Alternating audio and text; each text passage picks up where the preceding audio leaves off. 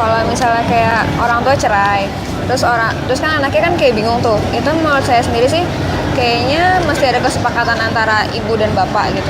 Tapi kalau misalkan kadang kayak ada anak yang ditelantarin kayak gitu, mending sih orang tuanya dua-duanya nggak usah angkat dia jadi salah satu di antara ibu atau bapaknya gitu. Jadi lebih baik kayak dia ke panti asuhan, ntar kan kayak pasti diadopsi oleh orang lain kayak. Kalau yang masalah perceraian itu, kalau anaknya sih, kalau menurut saya sih harus sesuai hukum.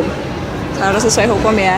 Jadi kalau misalnya orang tuanya punya surat nikah, ya pasti anaknya udah otomatis ikut bapaknya. Dan kalau misalnya belum punya surat nikah, pasti otomatis itu ikut mamanya. Tapi di antara kedua suami istri itu harus ada kesepakatan biar anaknya itu nggak ditelantarin ke bapaknya doang gitu. Misalnya ke bapaknya doang atau mungkin ke ibunya doang. Dan harus punya kesepakatan kalau anaknya itu boleh diizinkan untuk melihat ibunya atau. Menurut saya tentang anak ini adalah kita harus tahu apa yang diinginkan oleh anak tersebut. Mungkin dia ingin bersama ibunya atau bersama ayahnya. Tapi jika kedua orang tuanya tidak menginginkan, akan lebih baik jika anak itu diberikan kepada orang tua keluarganya. Orang tua ayah atau ibunya. Itu menurut saya. Dan kemudian pertanyaan kedua mengenai perbedaan diskriminasi itu, menurut saya sudah tidak ada lagi diskriminasi. Malahan dapat dikatakan bahwa kalau dulu kan wanita yang selalu mengalah, sekarang wanita malah menjadi yang terdepan karena mungkin sudah karena ya begitulah. Kalau anak cerai itu, kalau misalkan di bawah 12 tahun itu wajib ikut ke ibu. Tapi kalau misalkan di atas 12 tahun, anak itu bisa bebas untuk milih ikut ke ibu atau ke bapaknya. Jadi kalau mengenai kayak yang ditanyakan sebelumnya, yang kalau ada orang tua bercerai anaknya gimana? Sebenarnya sih sulit juga sih untuk nentuin harusnya anaknya diapakan ya. Tetapi anak itu harus mempunyai wali. Nggak peduli walinya itu siapa, mau itu ayahnya sendiri atau ibunya sendiri. Lebih baik sih salah satu dari orang tuanya. Tapi mungkin itu bisa membentuk kebencian dari anak itu, kayak misalnya dibawa ke ibunya cintain jelek-jelek tentang ayahnya, atau dia ternyata dibawa ayahnya jadi sebaliknya diceritakan kejelekan tentang ibunya.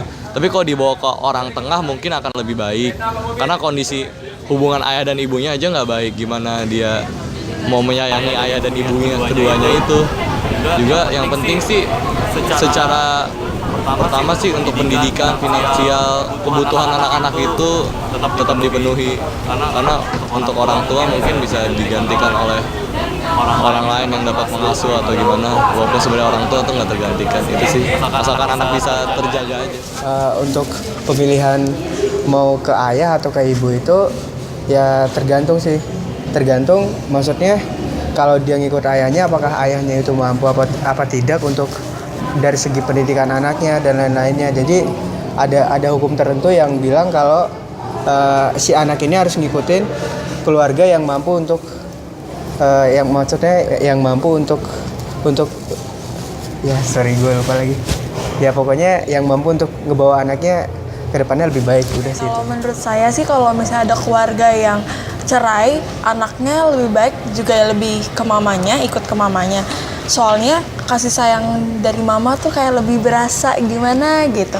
Tapi kalau misalnya, tapi benar harus tetap peran papa juga harus ada, dan pendidikannya harus lebih digeber sama jangan dibebasin deh, soalnya kalau misalnya dia masuk pergaulan yang salah aja itu udah bahaya sih kayak gitu. Pokoknya lebih dikuatin agamanya juga.